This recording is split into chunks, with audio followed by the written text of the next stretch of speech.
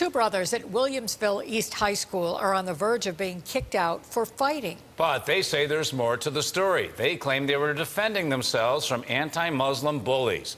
News 4's Dave Graber talked with the family tonight. Dave? Well, Don and Jackie, for Adam and Jamil Siam, high school has become a mental and physical battleground.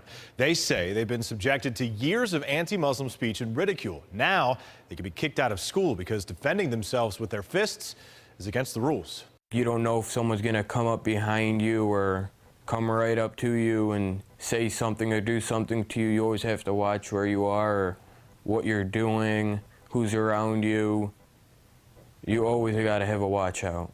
The Siam family says they have their backs against the wall. And for the past 2 years, Adam and Jamil say they go to school in fear of the next insult or punch slung their way. I was bullied for Osama bin Laden.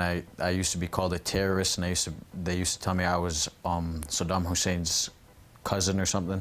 Adam and Jamil's mom says she's pleaded with the district to step in. This has been festering for years now. Rahab Siam says action by administrators could have prevented the fights that led to expulsion hearings for her sons. Jamil says he's lost his focus.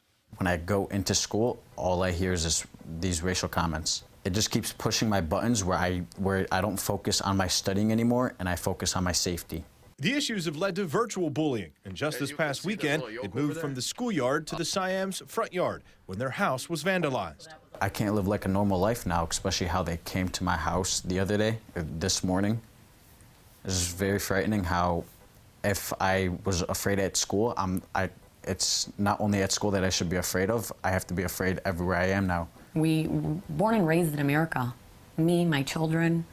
So for us to be looked at like we're less than everybody else is pretty sad. I mean, we don't even know what to do anymore. We don't.